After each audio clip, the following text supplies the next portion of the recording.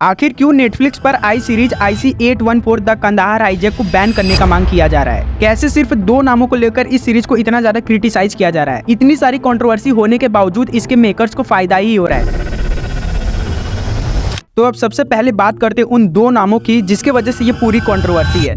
तो ये दो नाम है भोला और शंकर। अब इस पूरे कंट्रोवर्सी को समझने के पहले हमें कांदाहार हाईजैक के बारे में थोड़ा सा जानना पड़ेगा। साल 1999 24 दिसंबर को इंडियन एयरलाइंस की फ्लाइट IC-814 काठमांडू से दिल्ली के लिए उड़ान भरती है, लेकिन प्लेन को उड़ान भरे हुए 1 घंटे भी नहीं बीते होते हैं कि ये पता चलता है कि प्लेन को हाईजैक कर लिया गया है। इस प्लेन में कुल 190 लोग सफर कर रहे थे, जिसमें से 11 क्रू मेंबर होते हैं और बाकी के लोग पैसेंजर होते हैं। इन्हीं पैसेंजर्स में से 5 हाईजैकर्स थे। अब इस फ्लाइट को लैंड तो दिल्ली में करना था, लेकिन ये दिल्ली की जगह अमृतसर में लैंड करती है। उसके बाद फिर ये फ्लाइट लाहौर, फिर दुबई और आखिर में जाकर अफगानिस्तान के कांदाहार में लैंड करती है, जहां पर चले कुछ दिनों के नेगोशिएशंस के बाद फाइनली 31 दिसंबर 1999 को पैसेंजर्स को छुड़ाया जाता है। लेकिन इसके बदले भारत सरकार को 3 आतंकवादियों को छोड़ना पड़ता है, जिसमें पहला नाम मसूद अजहर, दूसरा नाम उमर शेख और तीसरा नाम मुश्ताक जरगार का था। तो वापस आते हैं उन एलिगेशंस पर जो कि इस सीरीज के मेकर्स के ऊपर लगाए जा रहे हैं। इस सीरीज में जो 5 हाईजैकर्स हैं उनके नाम भोला, शंकर, चीफ, डॉक्टर और बर्गर है।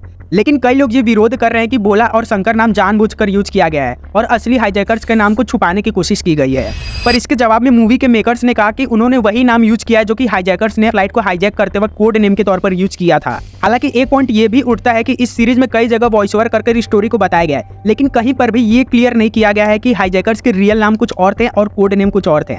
जैसे चीफ का रियल नेम सनी अहमद काजी, डॉक्टर का साकिर, बर्गर का मिस्त्री जहूर इब्राहिम, भोला और शंकर का रियल नेम शाहिद अख्तर सईद और इब्राहिम अख्तर था।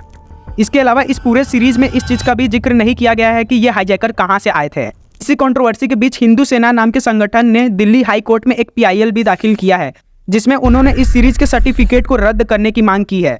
उनका कहना है कि इस सीरीज में सिर्फ कोड नेम को यूज कर मिस इंटरप्रेट करने का कोशिश किया गया है और इससे आगे लोगों में मिसकंसेप्शन भी क्रिएट होगा। हालांकि अब ये सवाल आता है कि इस पर सरकार का क्या रुख था। तो ministry of information and broadcasting ने नेटफ्लिक्स इंडिया की कंटेंट चीफ मोनिका शेरगिल के साथ बैठक भी किया था और अब सीरीज के ओपनिंग में ही एक डिस्क्लेमर आएगा जिसमें हाईजैकर्स के कोड नेम के साथ रियल नेम को भी दिखाया जाएगा।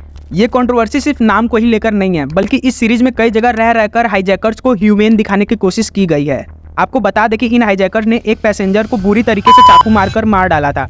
अब सवाल ये आता है कि क्या ये कंट्रोवर्सी बनती थी?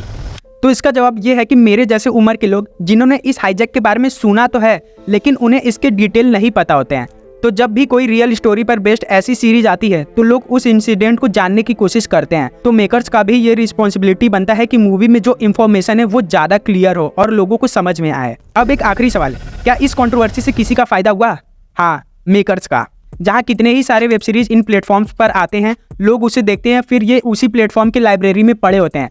लेकिन इस कंट्रोवर्सी ने सीरीज के मेकर्स को सीधा फायदा पहुंचाया है। देखिए, किसी भी प्रोडक्शन के लिए ये जो सीरीज होती है वो एक बिजनेस की तरह है और ये सीरीज कंट्रोवर्सी के बावजूद कॉमर्शियली काफी हिट साबित हो रही है, क्योंकि जो लोग इस सीरीज को नहीं भी देखने वाले थे वो भी इस सीरीज को अब देखेंगे सिर्फ इस कंट्रोवर्सी की वजह से।